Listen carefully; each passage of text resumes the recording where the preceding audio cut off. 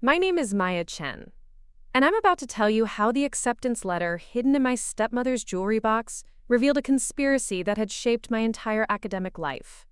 When my high school guidance counselor told me I wasn't college material, when my own father said I should consider trade school instead, when every adult in my life insisted I was too dumb for higher education, I believed them. But standing on that graduation stage 3 weeks ago, doctoral hood draped across my shoulders, I finally understood why they worked so hard to keep me small. The letter I found wasn't just proof of their deception. It was evidence of a systematic campaign to steal my future, and the scholarship money that came with it. Before we jump back in, tell us where you're tuning in from. And if this story touches you, make sure you're subscribed, because tomorrow, I've saved something extra special for you. The realization began exactly 14 days before my PhD defense. 2 weeks until I would stand before a panel of professors and defend 6 years of research on neural pathways in learning disabilities. 2 weeks until I would prove that the girl they called slow, stupid, and hopeless had not only earned a doctorate, but had done groundbreaking research that could help millions of children like me. 2 weeks until I could finally, definitively, prove them all wrong. I sat in my cramped graduate student apartment that Tuesday evening, reviewing my dissertation one final time. The irony wasn't lost on me that my research focused on how environmental factors can mask intellectual ability in children, how negative expectations become self-fulfilling prophecies, how brilliance can be systematically suppressed by the very people meant to nurture it. My phone rang, interrupting my thoughts. Unknown number with a Colorado area code. I almost didn't answer, but something made me swipe to accept. Hello, is this Maya Chen? The voice was elderly, formal, with a slight tremor that suggested age. Yes, this is Maya. My name is Dr. Margaret Hendricks. I was the Dean of Admissions at Colorado State University from 1995 to 2018. I'm calling because I've been following your academic career, and there's something you need to know. My heart skipped. Colorado State was where I'd applied for undergraduate admission 15 years ago. The same application that had been rejected, cementing everyone's belief that I wasn't college material. I don't understand, I said carefully. Your application was never rejected, Maya. You were accepted. Full scholarship. We sent the acceptance letter to your home address in May of 2009, along with a merit scholarship worth $40,000. The world tilted. I gripped my phone tighter, my dissertation forgotten. That's impossible. I never received any letter from Colorado State. I was rejected. That's what concerns me. I'm retiring next month, and I've been going through old files. Your name kept bothering me because I remembered personally approving your application. Your SAT scores, your essay, your extracurricular activities, despite your circumstances, they were remarkable. When I saw you'd graduated from community college 3 years late and were now pursuing a PhD, I realized something had gone very wrong. I couldn't breathe. Are you saying someone intercepted my acceptance letter? I'm saying you need to ask your family some very difficult questions. We sent that letter to your home address. Someone at that address would have received it. After Dr. Hendricks hung up, promising to email me copies of all the original documents, I sat staring at my phone. My home address in 2009. I'd been 18, living with my father and his wife Linda in their house in Millfield. The same Linda who'd convinced my father I wasn't bright enough for university. The same Linda whose daughter Brianna had started at a prestigious private college that same fall. The same Linda who'd always made sure to remind me how lucky I was that they were paying for my community college classes, since I clearly wasn't university material. My laptop chimed with Dr. Hendricks' email, 3 attachments. My original application, my acceptance letter, and the scholarship award notification. The acceptance letter was dated May 15, 2009. The same week, Linda had sat me down for one of her serious talks about being realistic about my future. The same week, she'd suggested I consider becoming a dental hygienist because it was a stable career for someone with my limitations. The scholarship letter was even more damning. $40,000. Renewable annually based on academic performance. Enough to cover tuition, housing, and books for 4 years. The letter explicitly stated that failure to respond by June 30th would result in the offer being rescinded and awarded to the next candidate. I'd never seen these letters. Not once. But someone had. Someone who'd made sure they never reached me. I called my best friend Sarah, the only person who'd stuck by me through all of this. She'd been the one to encourage me to apply to community college, when everyone else said I should just get a job. The one who'd celebrated when I transferred to State University after 2 years with a perfect GPA.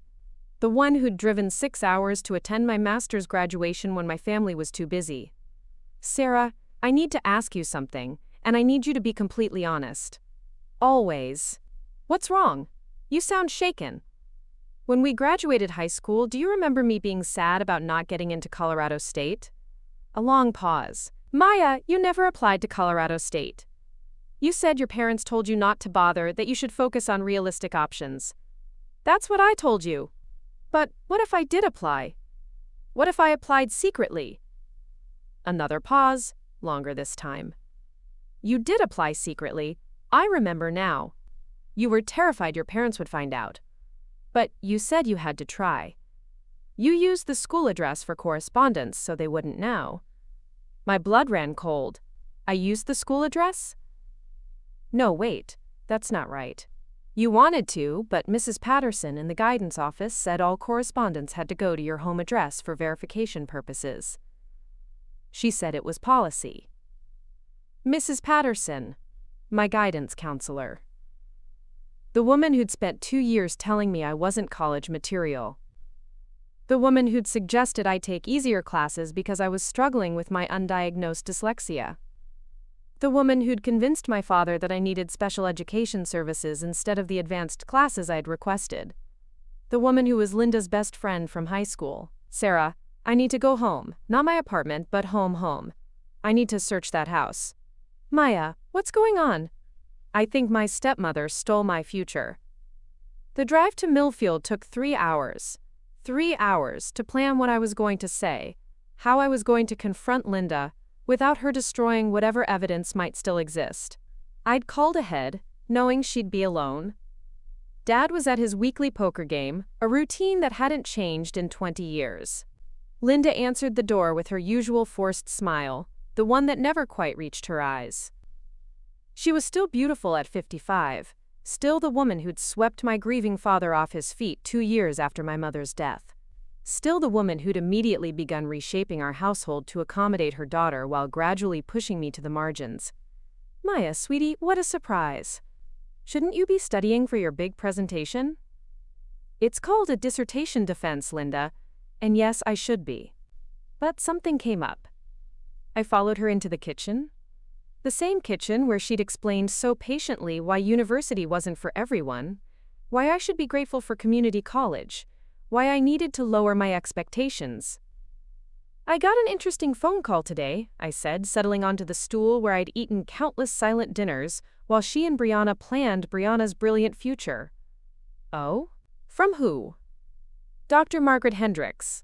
She was the dean of admissions at Colorado State University. Linda's face didn't change, but her hand paused as she reached for her coffee cup. I don't know that name. She called, too. Preparing and narrating this story took us a lot of time. So if you are enjoying it, subscribe to our channel.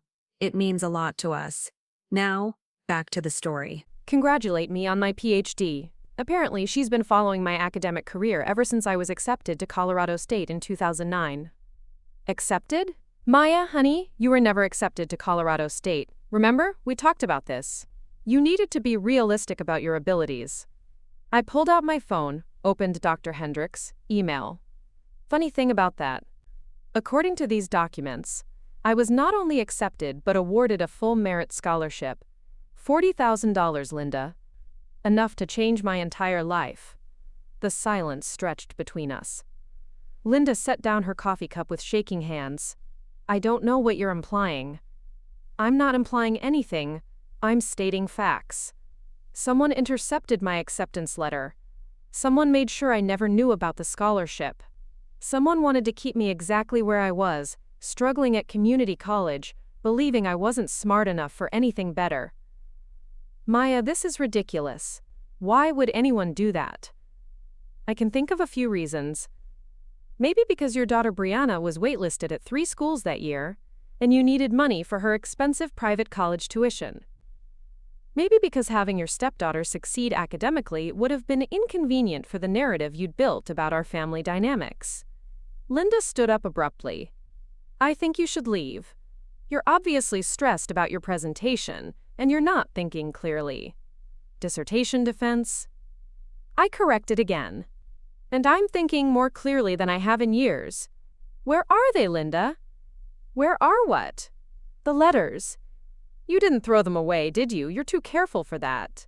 Too paranoid. You kept them, just in case you needed them later. Where are they? Her eyes darted toward the ceiling, toward their bedroom. It was barely a glance, but I caught it. I need to use the bathroom, I said, standing. There's one down here. I prefer the upstairs one. More privacy. Before she could protest, I was already heading for the stairs. I heard her following, her heels clicking on the hardwood. But I was younger, faster, and I'd lived in this house long enough to know every creaking board. Their bedroom looked exactly the same as it had when I'd lived here. Linda's vanity in the corner, covered with expensive cosmetics. Her jewelry box, the one she'd always told me never to touch. The one that was locked. Maya, get out of my bedroom right now. I turned to face her. She was standing in the doorway, her face pale, her hands trembling. Where's the key, Linda? I'm calling your father. Call him. But first, give me the key. We stared at each other for a long moment. Then she reached into her pocket and pulled out a small silver key. You have no right to go through my personal belongings. You had no right to steal my future. I opened the jewelry box. The first compartment held earrings and necklaces. The second held rings and bracelets. But the third compartment, the deep one in the back, held papers. My papers. There they were. The acceptance letter from Colorado State, still in its original envelope, addressed to me. The scholarship notification. But there were more. Letters from 3 other universities. All acceptances. All with scholarship offers. And underneath those, more documents. My original SAT scores, much higher than Linda had told my father. Recommendation letters from teachers I'd forgotten. Teachers who'd praised my analytical thinking and academic potential. My application essays, the ones where I'd written about overcoming learning disabilities, and my mother's death. Everything that would have proven I was college material. Everything that would have changed the trajectory of my life. How could you? I whispered, holding up the stack of letters. Linda sank onto her bed. For the first time since I'd known her, she looked old. Defeated. You don't understand the pressure I was under, she said quietly. Brianna had been rejected from her top 3 choices. She was devastated. And we'd already committed to paying for her education, taken out loans, made promises to her grandparents. So you destroyed my chances instead. I didn't destroy anything. You still went to college. 3 years late, at community college, struggling financially, believing I was stupid. You were never stupid, Maya, but you were competition. The words hung in the air like a slap. She'd said it. Finally admitted what I'd suspected for years. Competition for what? For everything. Attention, resources, pride. Do you know how hard it was to watch your father beam with pride? Every time you brought home good grades, even from that remedial math class? Do you know what it was like explaining to our friends why my stepdaughter was struggling in community college while their children were at universities? So you made sure I kept struggling. I made sure Brianna had her chance. I looked at the letters in my hands, 15 years of wondering what was wrong with me. 15 years of believing I wasn't good enough. 15 years of fighting against a narrative that had been deliberately constructed to keep me down. There's more, isn't there? I said. Mrs. Patterson. She was in on this. Linda nodded slowly. Catherine has been my best friend since high school. When you applied to those schools using the home address, she called me immediately. We decided it was better for everyone if you focused on more realistic options. More realistic. The same phrase you both used. Maya, you have to understand, we thought we were protecting you from disappointment. By guaranteeing disappointment, I photographed every document with my phone, then carefully placed the originals back in the jewelry box. Evidence preserved. What are you gonna do? Linda asked. I'm going to succeed. Spectacularly. And then I'm going to make sure everyone knows exactly how you and Mrs. Patterson sabotaged a teenager's future for your own convenience. Maya, please. Think about your father. This would destroy him. You should have thought about that before you decided to play God with my life. I left her sitting on her bed, surrounded by the evidence of her deception. In the car, I called Dr. Hendricks back. Dr. Hendricks, it's Maya Chen. I found the letters. My stepmother intercepted them.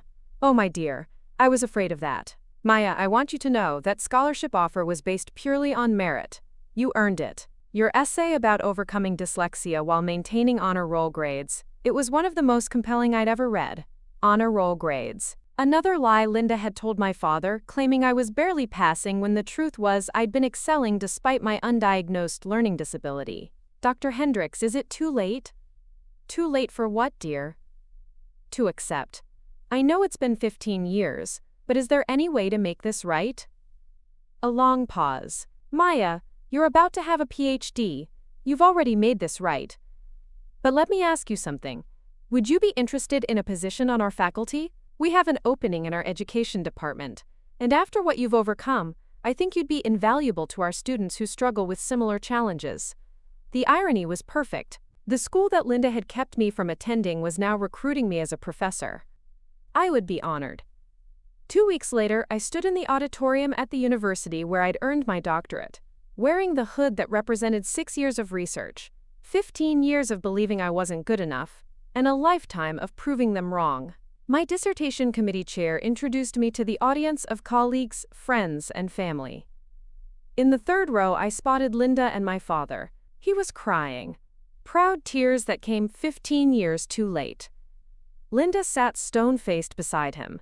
But in the front row sat Sarah, who'd driven 12 hours to be there. Next to her, Dr. Hendricks, who'd flown in from Colorado. And beside them, 3 other professors from Colorado State, who'd read my dissertation and wanted to discuss my upcoming position. My real family. The family I'd chosen.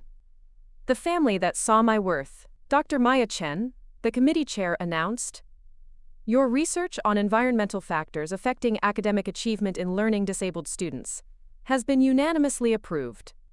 Your findings on how educator bias can suppress intellectual development will undoubtedly change how we approach special education." The audience applauded. I looked directly at Linda as I stepped forward to receive my diploma. She knew.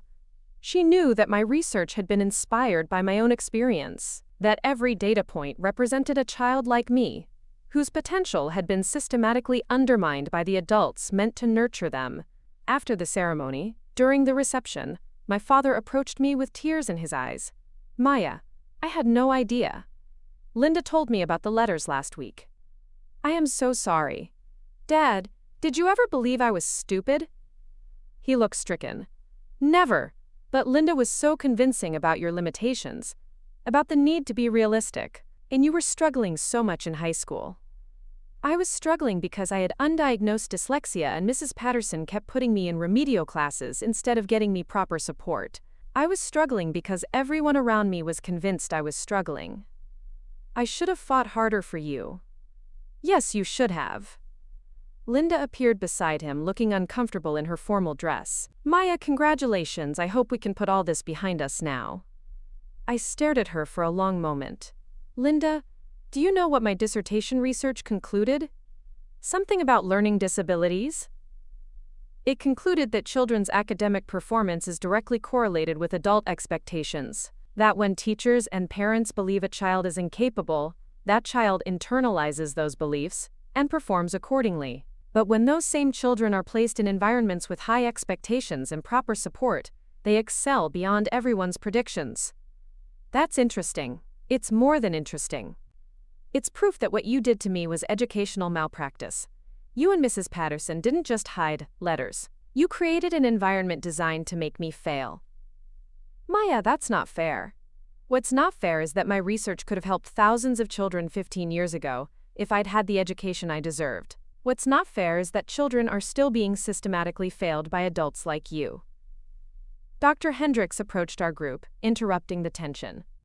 Maya, are you ready to discuss your new position? We have big plans for your research. I turned to my father and Linda one last time. I'll be moving to Colorado next month to begin my position as assistant professor of educational psychology. I'll be developing programs to identify and support children who are being academically underestimated. That's wonderful, sweetheart, my father said. Yes, it is. And Dad? I'm changing my name back to Chen Morrison. I want Mom's name included. She would have fought for me. As I walked away with Dr. Hendricks and my chosen family, I heard Linda say to my father, "She's being vindictive. This is all revenge. Revenge." The word followed me as we left the reception, as Sarah drove me home, as I packed my life into boxes for the move to Colorado. But it wasn't revenge. It was justice. It was making sure that what happened to me never happened to another child. It was taking the pain they'd caused and transforming it into purpose. A week before I left for Colorado, I received a call from the Millfield School District. Mrs. Patterson, my former guidance counselor, was facing an ethics investigation. Several other families had come forward after hearing about my situation, reporting similar experiences of their children being discouraged from applying to competitive programs. Dr. Chen, the district administrator, said, "Would you be willing to testify about your experience?" Absolutely. 3 months into my new position at Colorado State, I published my first paper as a professor, Systematic Academic Suppression, When Educators Become Barriers to Achievement. It was featured on the cover of the Journal of Educational Psychology. The paper included case studies, including my own. It documented how educator bias, combined with family dysfunction, could create environments where capable children were systematically convinced they were incapable. The response was immediate and overwhelming. Educators from across the country reached out, sharing similar stories. Parents contacted me, finally understanding why their children had been struggling despite their obvious intelligence. But the most meaningful response came from a high school student named Alex in Detroit. His guidance counselor had told him he wasn't college material. His parents believed it. But Alex had read my paper and realized he was living my story. "Dr. Chen," he wrote, "I applied to 15 colleges using my grandmother's address so my parents wouldn't intercept the letters. I got into 12 of them, including 2 with full scholarships. My guidance counselor was wrong. My parents were wrong. Thank you for showing me that sometimes the problem isn't the student." I framed that email and hung it in my office, right next to my diplomas. A reminder that my pain had been transformed into purpose, that my story could prevent other children from being systematically failed by the adults meant to protect them. 6 months later, Linda called. It was the first time we'd spoken since my graduation. "Maya, I wanted you to know that your father and I are getting divorced." I wasn't surprised. The foundation of their marriage had been built on maintaining certain family dynamics, and those dynamics had crumbled when the truth came out. "I'm sorry to hear that. Are you? Or are you pleased that you destroyed our family?" "Linda, I didn't destroy your family. I exposed the truth. You destroyed it 15 years ago when you decided to sabotage a teenager's future." A long pause. "I never meant for things to go this far. You never thought I'd succeed despite your sabotage." I didn't. And I was wrong. It was the closest to an apology I would ever get from her. It wasn't enough, but it was something.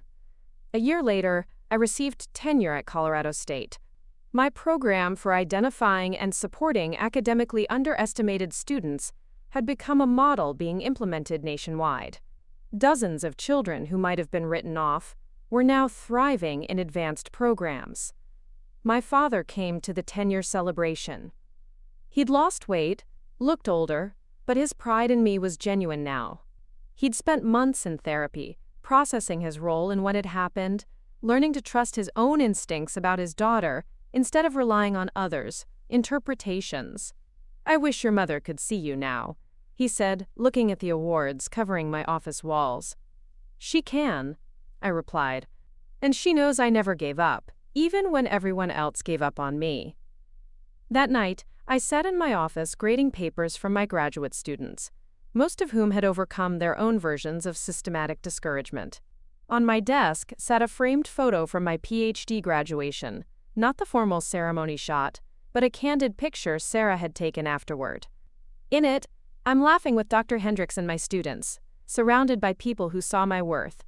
Next to it sat the original acceptance letter from Colorado State, now 15 years old, faded but still legible. The letter that Linda had hidden, believing it would change nothing if it remained unseen. She was wrong. Finding that letter had changed everything. It had given me proof that I was never the problem, that my intelligence had never been in question, only other people's willingness to acknowledge it.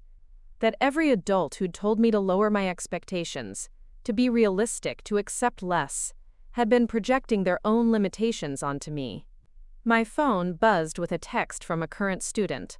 Dr. Chen, I just got accepted to the PhD program at Harvard.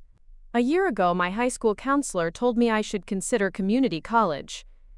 Thank you for teaching me that sometimes the barriers aren't in us, they're around us. I smiled, typing back a response of congratulations. Then I pulled out a fresh sheet of paper and began writing my next research proposal. I had more children to help, more barriers to break down, more proof to gather that intelligence comes in many forms and thrives when given the right environment. They'd said I was too dumb for college. Instead, I'd become the professor helping other dumb kids discover they were brilliant all along. The irony was perfect. The revenge was complete. But more importantly, the healing had begun. Not just for me, but for every child who would benefit from my research. Every student who would walk into my classroom believing they weren't smart enough, and walk out knowing they were capable of anything. Sometimes the best revenge is living so successfully that your success becomes a beacon for others who've been told they weren't good enough. Sometimes justice isn't about punishment, it's about transformation. And sometimes, the girl they tried to keep down becomes the woman who lifts others up. The investigation into Mrs. Patterson's conduct revealed a pattern spanning 12 years. 23 students had been discouraged from applying to competitive universities, all from families without significant financial resources or social connections. 23 bright minds redirected toward community colleges and trade schools, while their wealthier classmates received glowing recommendations and extensive college counseling. I testified via video conference from my office at Colorado State, the same university I'd been accepted to 15 years earlier. The irony wasn't lost on anyone in that conference room. The district's attorney, a sharp woman named Jennifer Wells, walked me through my experience with methodical precision. Dr. Chen, when Mrs. Patterson told you that you weren't university material, did she provide specific academic reasons for this assessment? She cited my struggles with what she called attention issues, but never mentioned that these struggles might indicate a learning disability that could be accommodated. She never suggested testing or additional support. She simply concluded I was incapable of higher-level work. Yet your high school transcript shows you maintained a 3.7 GPA while working 20 hours per week at your part-time job. That's correct. But Mrs. Patterson consistently framed my achievements as exceptions, rather than indicators of ability. When I received high marks in AP History, she said I'd gotten lucky with a teacher. When I scored well on practice SATs, she said the real test would be different. The defense attorney, representing Mrs. Patterson, tried to paint me as a vindictive former student seeking revenge against educators who'd tried to help me. But the evidence was overwhelming. Internal emails between Mrs. Patterson and Linda, discussing which students needed to be steered away from competitive applications. Meeting notes where Mrs. Patterson expressed concern about too many working-class students applying to prestigious universities, worried it would hurt the school's reputation if they were rejected. Most damning was an email exchange from 2012, 3 years after my graduation. Mrs. Patterson had written to Linda, "Another one like Maya just applied to 7 universities. I've scheduled a meeting with the parents to discuss realistic expectations. We can't have these families disappointed when the rejections come." Linda had responded, "Good thinking. These kids don't understand their limitations. Better to redirect them now than watch them fail later. The arrogance in those words, the casual dismissal of young people's potential, made my stomach turn even years later. How many dreams had they crushed with their paternalistic intervention? How many students had accepted reduced expectations because the adults they trusted had convinced them to aim lower? The hearing lasted 3 days. Other families testified, sharing stories that mirrored mine.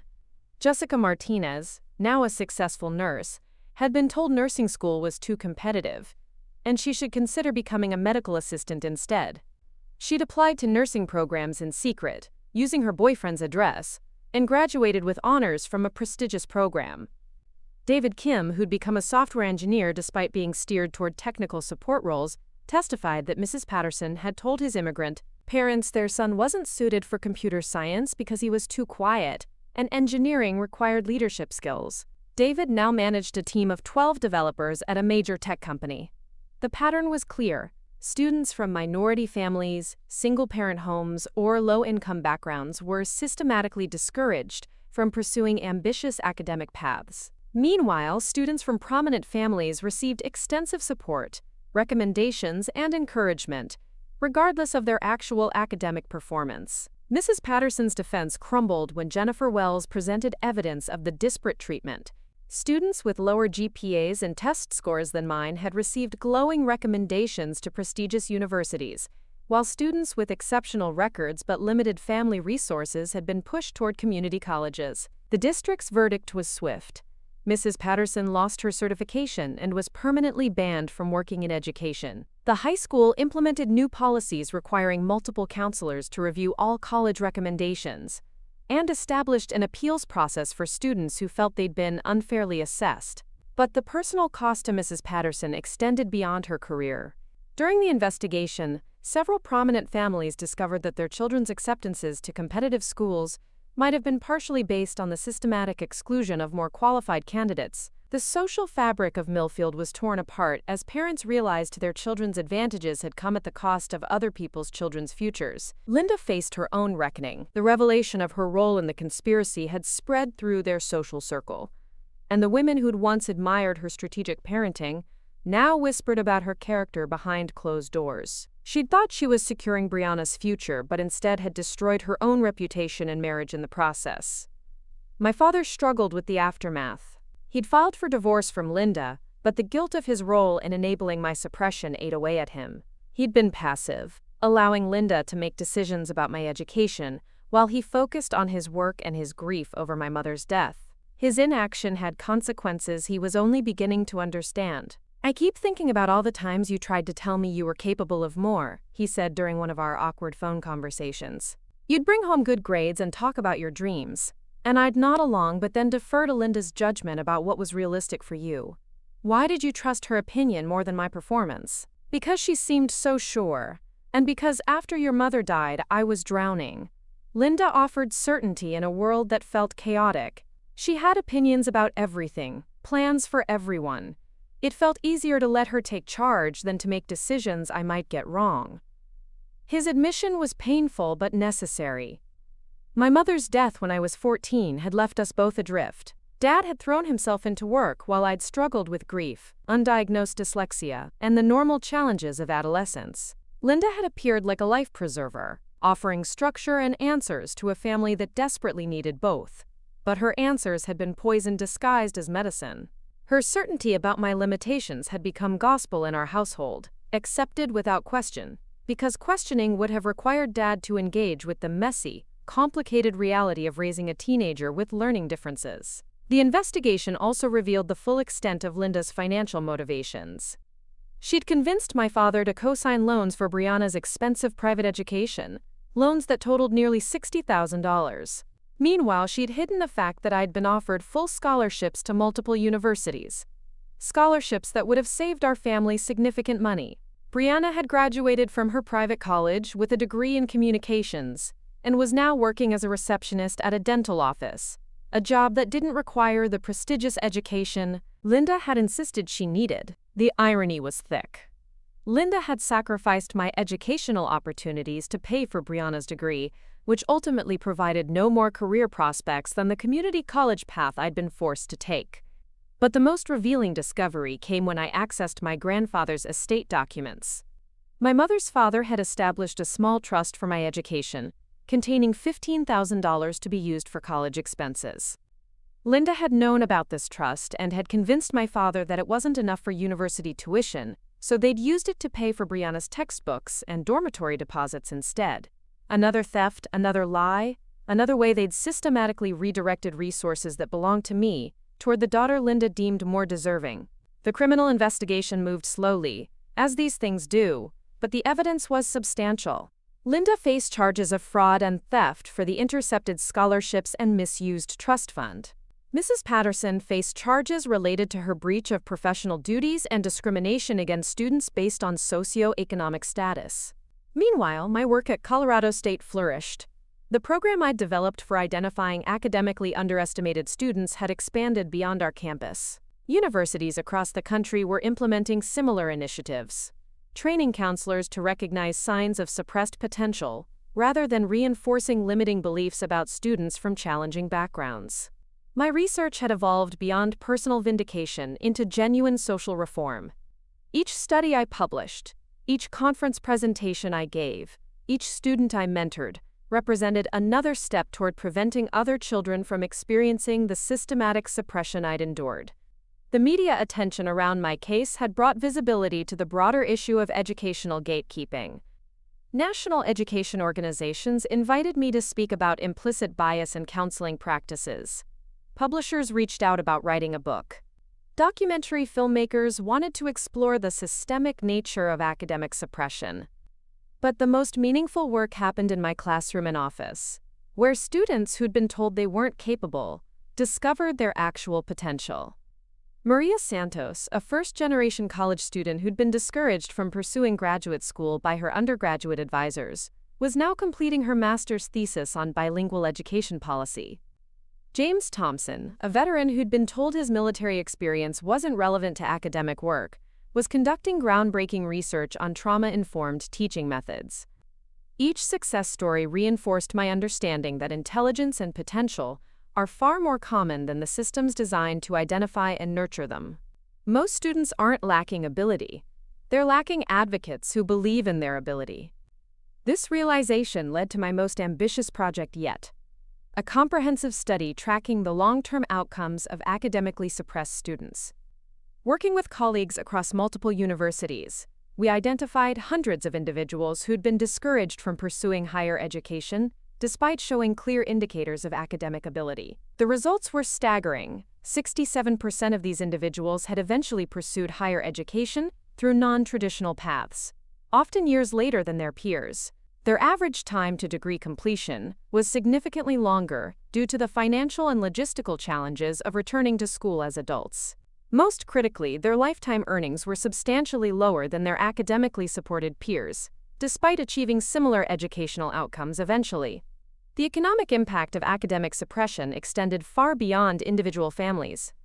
We calculated that the systematic discouragement of capable students resulted in billions of dollars in lost economic productivity, reduced tax revenue, and increased social service costs as people struggled to achieve their potential through delayed and more expensive educational paths. Our research caught the attention of policymakers. Senator Patricia Williams, who chaired the Senate Subcommittee on Education, invited me to testify before Congress about the need for federal guidelines preventing discriminatory counseling practices. Dr. Chen, Senator Williams said during my testimony, "Your research suggests that academic suppression is not just an individual tragedy but a national economic issue. Can you elaborate on the broader implications?" Senator, when we systematically discourage capable students from pursuing higher education, we're not just limiting their individual potential. We're depriving our economy of innovation, our communities of leadership, and our society of diverse perspectives in critical fields. Every student who's redirected away from their true potential represents a loss that extends far beyond their personal disappointment. The hearing led to the Academic Equity in Counseling Act, federal legislation requiring schools to document their counseling practices and demonstrate equitable support for students across all demographic groups. Schools receiving federal funding had to prove they weren't systematically discouraging students from particular backgrounds from pursuing competitive academic opportunities. Linda's trial began 2 years after my testimony in the Patterson investigation. By then, she'd lost her house in the divorce settlement, her social standing in the community, and most of her friendships. She appeared in court looking older, smaller somehow, as if the weight of her actions had physically diminished her. The prosecution presented a clear case of fraud and theft. The intercepted scholarships alone totaled nearly $200,000 in stolen opportunities. The misappropriated trust fund added another $15,000 to the damages. But the emotional impact extended far beyond the financial losses. Dr. Rebecca Martinez, a forensic psychologist who had evaluated me for the case, testified about the long-term psychological effects of systematic suppression. Maya Chen experienced what we call learned helplessness regarding her academic abilities. Despite consistent evidence of her intelligence, she internalized the message that she was intellectually inferior. This required years of therapy and academic success to overcome. Linda's attorney tried to argue that she'd acted out of concern for family stability, that she'd been trying to prevent disappointment and manage limited resources. But the evidence of deliberate deception was overwhelming. The hidden letters, the coordinated lies with Mrs. Patterson, the systematic redirection of resources meant for me toward Brianna instead. The jury deliberated for less than 4 hours, guilty on all counts. Linda received 2 years of probation, 300 hours of community service, and was ordered to pay full restitution for the stolen opportunities. But more importantly, she was required to publicly acknowledge her actions and their impact. The judge ordered her to write a letter of apology to be published in the local newspaper, detailing what she'd done and why it was wrong. The letter, when it appeared, was stilted and defensive, clearly written by her attorney rather than coming from genuine remorse. But it served its purpose, publicly vindicating my version of events and warning other families about the dangers of educational manipulation. Mrs. Patterson faced more severe consequences. Her actions had affected dozens of students over more than a decade, and the criminal charges reflected the scope of her misconduct. She received 18 months in prison and permanent prohibition from working in any educational capacity. During her sentencing, several of her former students spoke about the impact of her actions. The cumulative effect was devastating, a catalog of dreams deferred, potentials unrealized, and lives altered by one person's biases and limitations. But Mrs. Patterson remained defiant even in defeat. "I was trying to protect these students from disappointment," she said during her final statement. "Not everyone is cut out for university education. Someone has to be realistic about these things." Her words encapsulated everything wrong with the system that had nearly destroyed my future. The assumption that she knew better than students and families about their own capabilities. The paternalistic belief that disappointment was worse than never being allowed to try. The fundamental arrogance of deciding who deserved opportunities based on her limited understanding of human potential. My father attended Linda's sentencing, sitting in the back of the courtroom looking devastated. Afterward, he approached me in the hallway. "I'm proud of you," he said simply. "Your mother would be proud too." It was the first time he'd mentioned my mother in the context of my academic achievements.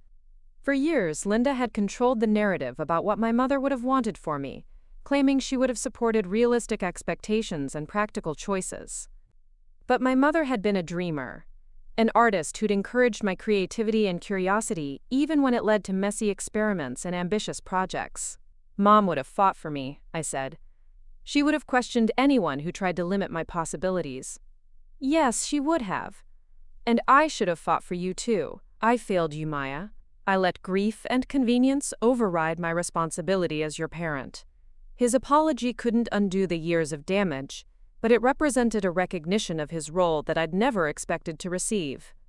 We began talking regularly after that, tentative conversations that slowly rebuilt some of the trust that had been broken during my adolescence. Brianna reached out a few months later, asking to meet for coffee when I was in town visiting Dad.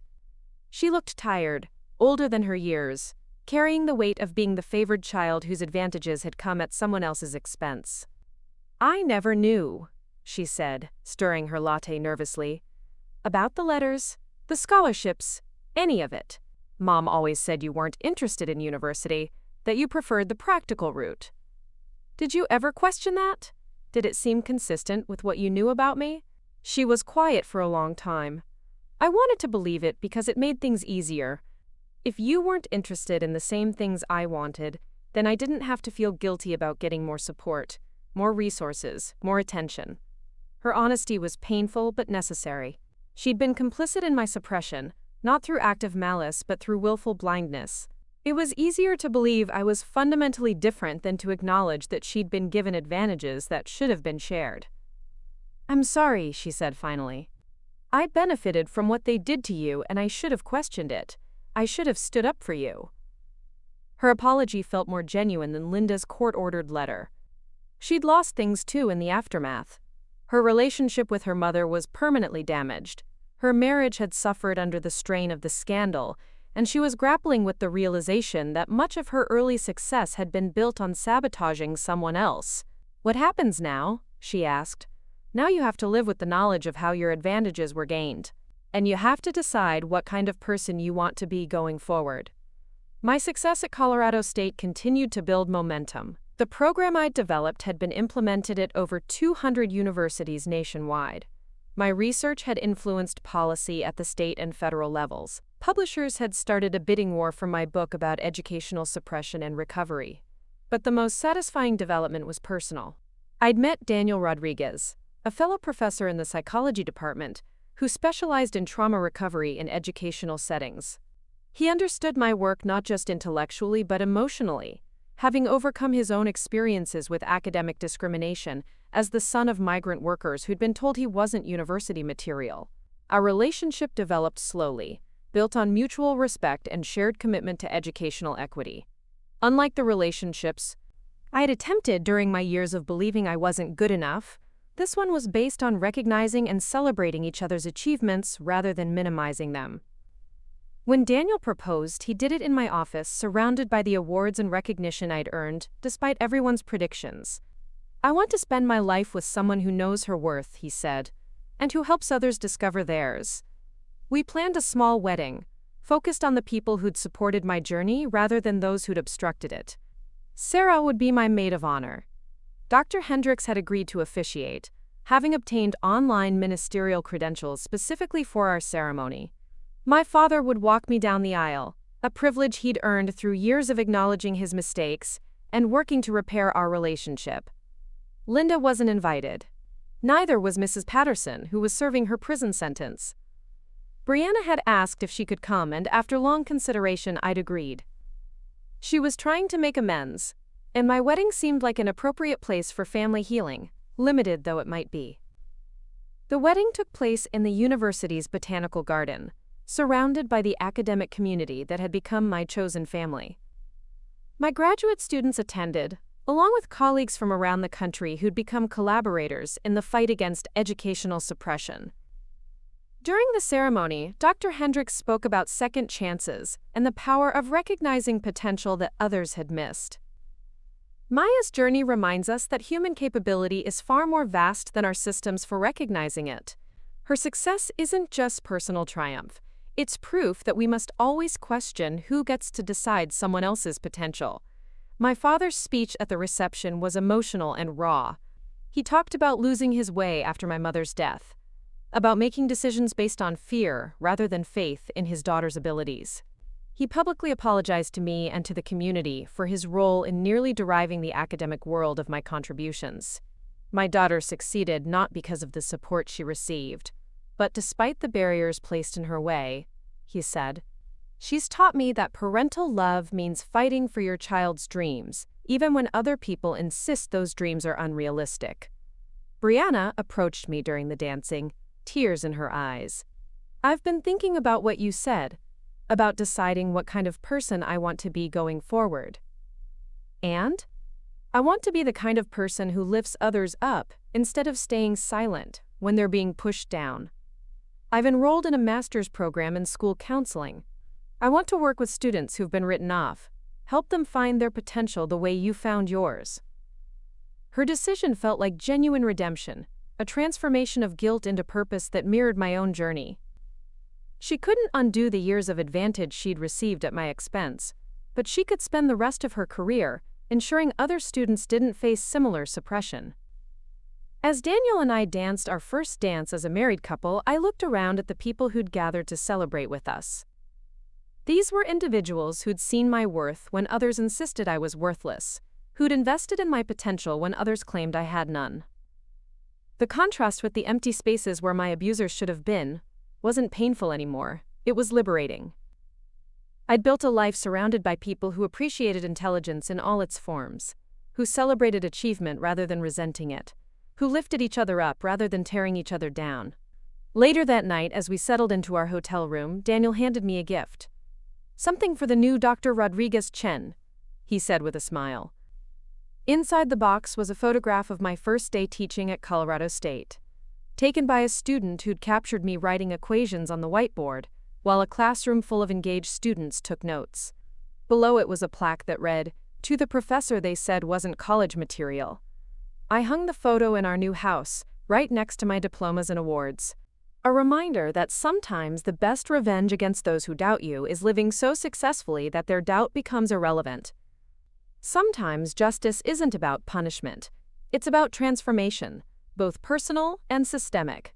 The girl they'd tried to convince was too stupid for college had become the woman helping other stupid students discover their brilliance. The victim of educational suppression had become the researcher exposing and preventing it. The daughter they'd nearly destroyed had become the professor giving other people's children the support she'd been denied. And every day in my classroom, surrounded by students discovering their potential, I was reminded that intelligence isn't rare. Recognition of intelligence is rare. Advocacy for intelligence is rare. Support for intelligence in unexpected forms is rare. But potential itself is everywhere, waiting for someone brave enough to nurture it instead of suppress it. My job, my calling, my revenge was making sure that nurturing happened more often than the suppression ever could. 5 years into my marriage with Daniel, we received news that would complete the circle of my journey in an unexpected way. The state education department had received a massive federal grant to establish regional centers for academic equity, designed to identify and support systematically underestimated students. They wanted me to direct the entire initiative. The position would mean leaving my comfortable academic post at Colorado State, taking on administrative responsibilities I'd never sought, and moving back closer to the community where my suppression had begun. Daniel and I spent weeks discussing the implications. "You'd essentially be doing for hundreds of thousands of students what Dr. Hendricks did for you," Daniel pointed out as we walked through the campus where we'd both found our calling. "Creating systematic change instead of individual rescue."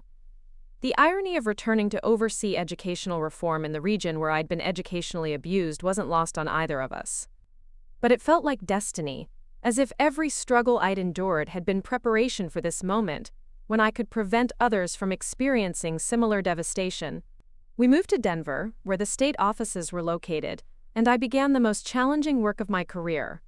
Building a statewide system to identify academic suppression required training thousands of counselors, developing new assessment tools, and changing institutional cultures that had operated on limiting assumptions for generations.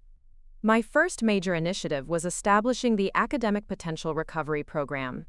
Students who suspected they'd been academically suppressed could request comprehensive evaluations that looked beyond traditional metrics to identify hidden capabilities. The program provided financial support for those who needed to complete prerequisite courses, tutoring for those with unaddressed learning differences, and counseling for those who'd internalized negative messages about their abilities. The response overwhelmed our initial capacity. Within 6 months, we'd received over 3,000 applications from students ranging in age from 16 to 67. Their stories formed a devastating catalog of human potential that had been systematically dismissed, discouraged, or destroyed.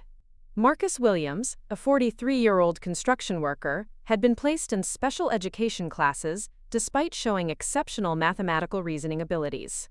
His teachers had focused on his difficulty with reading comprehension, never recognizing that he had severe dyslexia that masked his analytical gifts.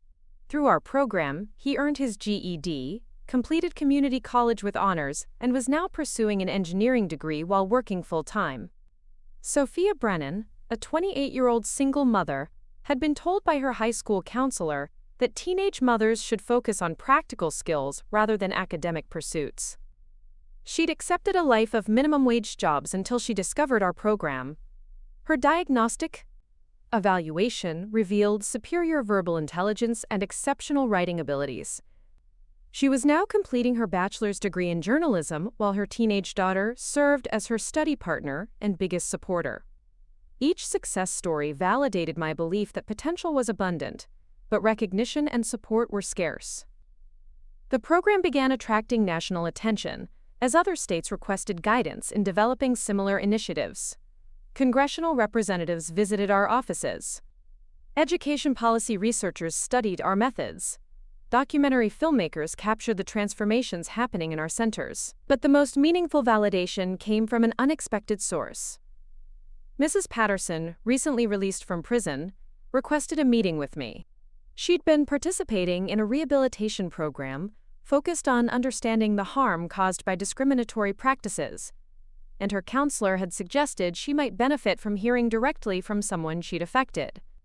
I agreed to meet her at a neutral location, a small cafe in downtown Denver, where we were unlikely to be recognized or interrupted. She looked older, frailer than I remembered, carrying the weight of her imprisonment and public disgrace. Her confidence had evaporated, replaced by something that might have been genuine remorse. "I've been following your work," she said quietly after we'd ordered coffee. "The students you're helping, the changes you're making. I wanted you to know that I understand now what I took from you and from so many others."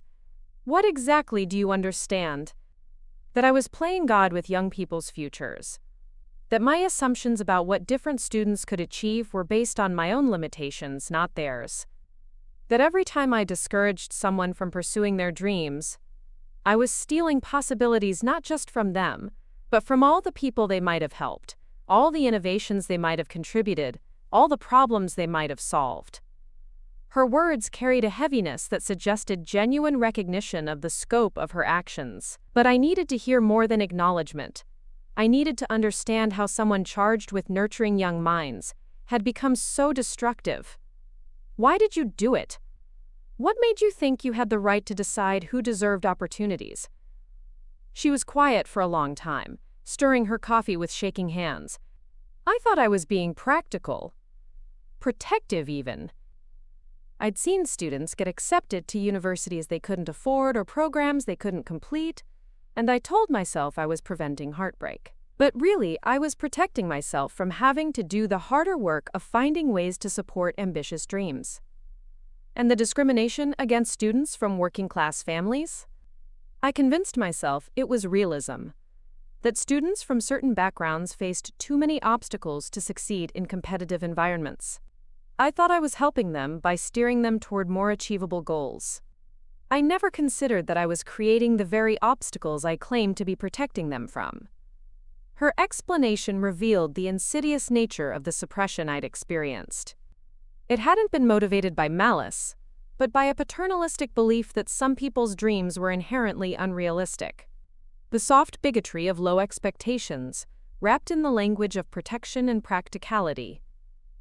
"What do you want from me?" I asked. "Nothing. Everything I took from you, you've reclaimed through your own strength and intelligence. I can't undo the damage I caused, but I wanted you to know that I spend every day now trying to understand how to prevent others from making the same mistakes I made." She handed me a letter, handwritten on plain paper. "I've written to every student I can track down, everyone I discouraged or redirected. Most haven't responded, and I understand why. But I needed to try to acknowledge what I'd done." After she left, I read the letter she'd given me. It was rawer than her court-ordered apology, more specific about the way she'd undermined my confidence and opportunities. She detailed conversations I'd forgotten, moments when she'd planted seeds of doubt about my capabilities that had grown into years of self-limitation. But she also wrote about watching my subsequent success with a mixture of pride and regret. Pride that I'd overcome her attempts to limit me, regret that her actions had made that overcoming necessary. She described following my research, reading every paper I published, attending conferences where I spoke via video link. "You became exactly what I told you that you couldn't become," she wrote. "And in doing so, you've helped hundreds of other students become what I told them they couldn't become. I will spend the rest of my life trying to make amends for the potential I nearly destroyed." Daniel found me that evening reading and rereading the letter, trying to process the complex emotions it triggered. Anger at the years of unnecessary struggle, satisfaction at the acknowledgement of wrongdoing, sadness at the waste of human potential her actions had represented. "How do you feel about her apology?" he asked. "It's not enough, but it's something. And maybe that's all healing ever is, something rather than nothing. Progress rather than perfection." The following year brought the ultimate validation of my journey. The Nobel Committee for Education, recognizing excellence in educational research and reform, announced that my work on systematic academic suppression had been selected for their international prize. The award came with significant funding to expand our programs globally. Standing on the stage in Stockholm, accepting recognition for research that had grown directly from my own experiences of educational abuse, I thought about the trajectory that had brought me to this moment. The girl who'd been told she was too dumb for college was now being honored for discoveries that were changing educational systems worldwide. My acceptance speech focused not on my personal journey, but on the countless students whose potential remained hidden, waiting for someone to recognize and nurture it. I spoke about the economic and social costs of academic suppression, the innovations we lost when brilliant minds were convinced they were ordinary, the solutions that remained undiscovered because we'd failed to support the people capable of finding them. But I also spoke about hope, about the students in our programs who were discovering capabilities they'd never imagined they possessed, about the counselors who were learning to see potential in unexpected places, about the systematic changes that were making academic suppression harder to perpetuate and easier to identify. Intelligence is not rare, I concluded. What's rare is the courage to recognize intelligence in all its forms, to support it in all its circumstances, and to trust in human potential, even when it doesn't conform to our expectations. The standing ovation lasted several minutes, but I was thinking about the people who weren't in that auditorium.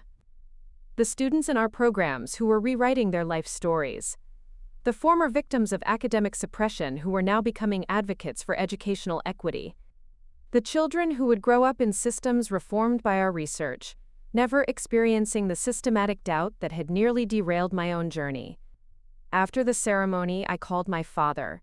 He'd been following my career with a mixture of pride and regret, never quite able to forgive himself for his role in my early struggles. "Mom would have been proud," he said, his voice thick with emotion. "She would have been proud of you too," I replied. "For admitting your mistakes and working to repair the damage. For supporting my work, even when it meant acknowledging painful truths about our family. I love you, Maya. And I'm sorry it took me so long to fight for you the way you deserved. I love you too, Dad. And I forgive you." 6 months later, Daniel and I received news that completed our family in the most beautiful way. After years of hoping, I was pregnant. As I rubbed my growing belly, I thought about the child who would grow up knowing they were wanted, supported, and believed in from their first breath. Our daughter arrived on a snowy March morning, perfect and healthy and utterly unaware of the battles that had been fought to ensure she'd grow up in a world more committed to recognizing and nurturing human potential. We named her Elena, after my mother, ensuring that the grandmother she'd never meet would still be part of her identity. Holding Elena in the hospital room, surrounded by Daniel and my father and the friends who'd become our chosen family, I reflected on the journey that had brought us all together. The systematic suppression that had nearly destroyed my future had ultimately led to systematic reforms that would protect countless other futures. The girl they'd said was too dumb for college had become the woman ensuring that no other girl would hear those words without challenge. The victim of educational abuse had become the architect of educational justice. The daughter who'd been sacrificed for someone else's advantages had become the mother who would teach her child that every person's potential deserved recognition and support. As Elena slept in my arms, I whispered promises about the world we were building for her. A world where guidance counselors would be trained to see potential rather than limitations, where academic support would be based on individual needs rather than demographic assumptions, where every child would have advocates fighting for their dreams rather than people telling them those dreams were unrealistic. The empty chairs at my PhD graduation, where my suppressors should have sat, had been filled by people who believed in human potential. The spaces once occupied by those who'd tried to limit me were now filled by those committed to ensuring others would never face such limitations. Sometimes the greatest revenge is living so successfully that your success becomes a beacon for others who've been told they're not good enough. Sometimes justice isn't about punishment, it's about prevention. And sometimes, the person who was nearly destroyed by a broken system becomes the person who fixes it. Elena stirred in my arms, and I smiled. She would grow up in the better world we'd built, surrounded by people who would see her potential and fight to help her achieve it. The cycle of suppression that had nearly claimed me would end with my generation. That was victory enough for anyone. Up next, you've got 2 more standout stories right on your screen. If this one hit the mark, you won't want to pass these up, just click and check them out.